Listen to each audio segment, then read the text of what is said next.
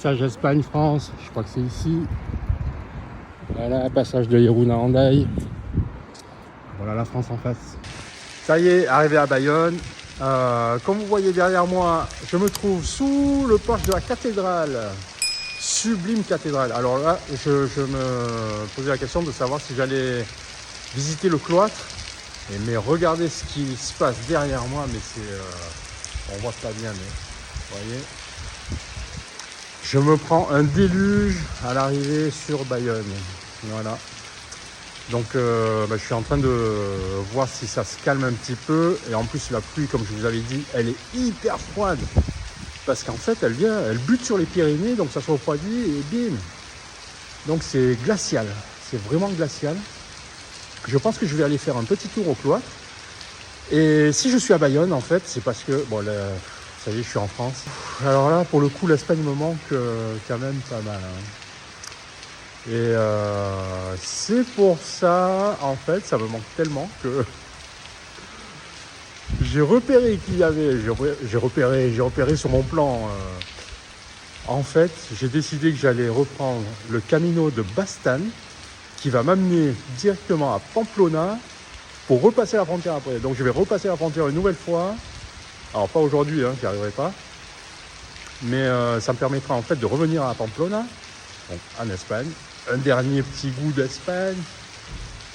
Pour ensuite retourner en France, bien entendu. Saint-Jean-Pied-de-Port, dans la visée. Et voilà, bon pour l'instant je profite encore un peu, enfin c'est un grand mot, profiter c'est un grand mot parce que là je profite de rien du tout avec cette pluie. Je vais quand même essayer de voir des petits trucs à Bayonne. Voilà. Une ville que je ne connais pas du tout. Le coin, je ne connais pas du tout. C'est vraiment très très beau. Alors, quel changement, quelle différence il y a entre le Pays Basque espagnol et le Pays Basque français. C'est pas du tout pareil. Ça n'a presque rien à voir, si c'est peut-être la langue. Mais architecturalement, tout ça, c'est rien à voir. Habitué au petit village espagnol du Pays Basque, tout ça. Et là, je débarque, je ne reconnais plus. Bon, c'est pas ça le plus important. Le plus important, c'est d'essayer d'aller voir un peu des petites choses à Bayonne et ensuite de me mettre en route sur ce fameux Camino Bastan. Et voilà, donc je vous en dirai un peu plus quand j'y serai, en espérant, comme je vous disais, que ça se calme un petit peu, quoi. Voilà, allez, je vous retrouve tout à l'heure.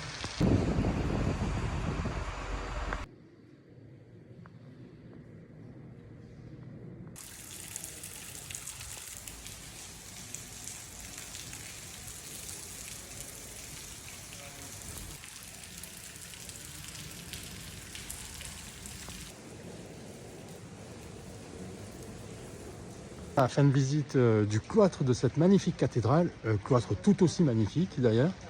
Passer un petit moment là à regarder un peu tout ce qu'il y avait.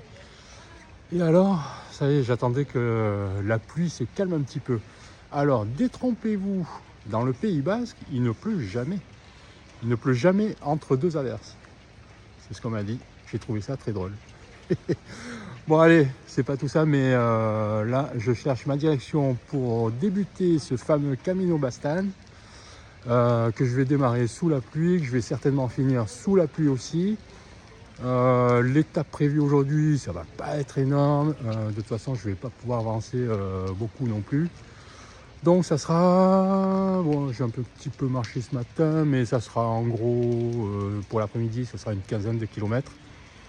Et ça sera largement suffisant. Bon, allez, je vous dirai un peu ce qui se passe en cours de route, s'il y a des choses intéressantes ou quoi que ce soit. Mais pour l'instant, je vais longer le bord de la Nive, apparemment. Comme j'ai un peu regardé l'itinéraire comme ça, j'ai vu que ça longeait pendant, je sais pas, quelques kilomètres. Le bord de la Nive, qui est la rivière, donc qui passe, très célèbre. Je crois qu'elle va entre Saint-Jean-Pied-de-Port, je crois qu'elle passe à Saint-Jean-Pied-de-Port également, entre Bayonne et Saint-Jean-Pied-de-Port. Bon, de toute façon, je vais regarder tout ça et puis je vous dirai tout ça.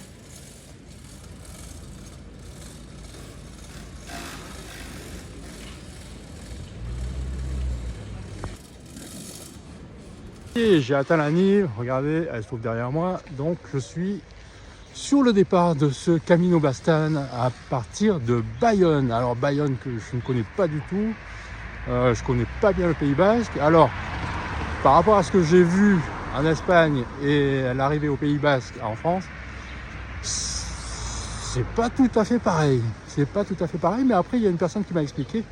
Oui, il y a plusieurs, comment on dit, plusieurs régions dans le Pays Basque. Je ne me rappelle même plus le terme qu'il m'a employé. À vrai dire. Mais enfin, il y a plusieurs régions qui sont quand même relativement distinctes. Et c'est pour ça que, bon, d'une région à l'autre, chacune ses spécificités.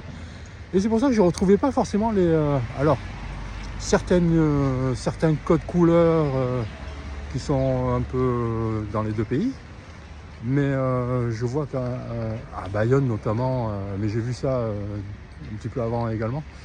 Bon, les codes couleurs Pays Basque, ils y sont toutes. Hein. Là, alors là, j'ai la chance de voir enfin le bleu du Pays Basque.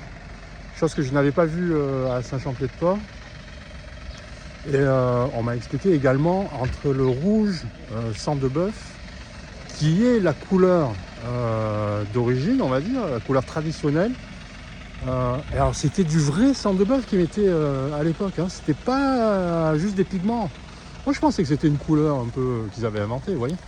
Mais en fait pas du tout, c'était du vrai sang de bœuf parce que ça éloignait les insectes. J'en étais où? J'en étais à propos des couleurs justement du Pays Basque. Donc comme je vous avais dit dans une vidéo précédente, dans le Pays Basque, il y a des couleurs donc, qui sont, je ne sais pas si c'est réglementé ou contrôlé. Nous avons en premier lieu le sang de bœuf qui est un rouge très spécifique, le marron, le vert qui est un vert assez prononcé, genre vert forêt, et le bleu. Et je n'avais jamais vu le bleu du Pays Basque. Et par chance, donc, à Bayonne, et un peu avant même, j'ai pu enfin découvrir ce fameux bleu qui, dans mon imagination, était beaucoup plus clair que ça. En fait, je ne sais pas pourquoi je l'imaginais très clair. Et en fait, non, c'est forcément, c'est un bleu du genre, je dirais, bleu océan. Genre très profond, très marqué.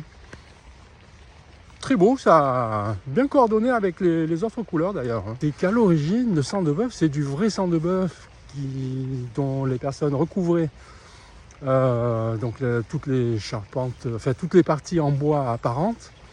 Et c'était donc pour éliminer un répulsif à insectes. Je ne sais pas si ça fonctionnait. Apparemment oui, vu que ça s'est bien répandu. Et alors, ce que je pensais être une couleur autre, c'est-à-dire le marron. Mais le marron, c'est pas une couleur en fait. C'est que le marron, il vient du fait que c'est le sang de bœuf qui vieillit. Et ça devient marron. Donc le marron n'est pas une couleur à proprement parler en soi. Voilà, c'est juste le rouge sang de bœuf qui, en vieillissant et en séchant, etc., boum, il se transforme en marron. Et donc là, je suis content vu que j'ai vu enfin ce fameux bleu qui est très très beau. Hein. C'est un peu particulier. Je dirais pas, c'est pas un bleu roi, c'est pas un bleu outre-mer, c'est pas un peu entre les deux. Mais enfin bon, l'ensemble rend très très bien. Et c'est vrai que lorsqu'on voit une touche de bleu parmi tout ce rouge sang de bœuf, marron et éventuellement... Alors là, il me semble... Non, j'ai quand même vu du vert dans Bayonne et tout ça. Mais on m'avait dit, oui, alors le sang de bœuf s'est répandu dans tout le Pays Basque, le marron, idem. Le vert est plus par rapport aux montagnes et le bleu, donc réservé à l'océan. Ce qui est vrai, puisque après... c'est juste à partir de l'endroit où vous avez l'océan que j'ai commencé à voir des maisons avec ce fameux bleu. Ah mais j'ai oublié de vous parler un peu de cette auberge d'Irún. Voilà, qui marquait la fin donc du Camino Basco de l'Intérieur. Puisque ce fameux Camino s'arrête à Irún. En fait, il démarre à Irún. Et il va jusqu'à Burgos où vous pouvez prendre l'artère avant Burgos qui vous mène à Santo Domingo de la Calzada, quelque chose comme ça. Ouais, Santo Domingo. Et donc ce fameux Camino Bastan, Donc moi je l'ai fait à l'envers donc, et j'ai atterri à Irun.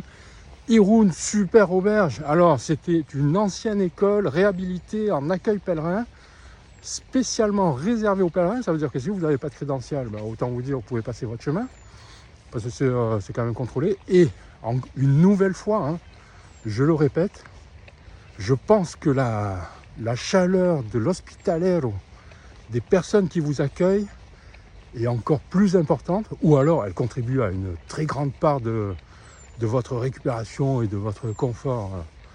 Quand je dis votre, c'est pour les pèlerins en général.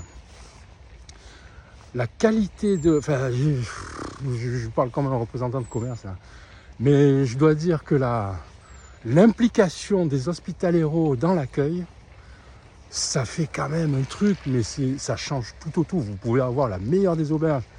Si vous avez une personne un peu moyenne qui vous accueille, vous n'allez pas forcément apprécier l'expérience. Par contre, si vous avez une bonne auberge avec des hospitaleros, mais qui sont vraiment... Il n'y a pas la moindre once de recherche comment dire, de business là-dedans. C'est pas ça leur intérêt, c'est pas ça du tout. C'est vraiment de s'occuper des personnes qui sont de passage, qui ont marché pendant X heures, etc., qui sont un peu flingués. Et c'est de les faire récupérer au mieux, de leur faire apprécier un petit moment de répit avant que ça recommence, parce qu'un pèlerin, ça marche tous les jours, vous voyez. Voilà, donc c'est vrai, ils sont dans cette intention-là. Alors, pour en revenir à l'auberge d'Irun, super auberge, ancienne école réhabilitée en accueil pèlerin, mais de très bonne, très bonne qualité, hein. Attention, hein, il y a tout. Bon, après, les horaires sont un peu stricts, on pourra dire ce qu'on veut, etc. Bon, c'est un accueil pèlerin. Mais quand je suis passé, donc, je pensais pas, mais à partir du mois de mars, là, ouais, je peux vous dire que c'est rempli. Hein. Bon, moi, quand je suis arrivé, on était 4. Je devais être la 5e personne à arriver. Et je suis arrivé plutôt fin d'après-midi. Pas grand monde, donc pof, on fait vite connaissance, etc. C'est très sympa. Et puis d'un coup, ça n'a pas arrêté. En fait, ça remplit tout le dortoir. Je peux vous dire le dortoir était plein. Il était plein. Il n'y avait plus un lit de disponible. Et bon, ben là, ça permet de voyager également à travers toutes les personnes qui ont occupé le dortoir, parce que il y avait donc une Danoise, une Américaine, anglaise, un je sais plus quoi, des Allemands, plusieurs Allemands, deux couples d'Allemands je crois, une nana qui venait de je sais pas d'où, un autre gars qui était français lui, mais qui accompagnait, il me semblait qu'il accompagnait ou qui marchait avec un couple d'Allemands.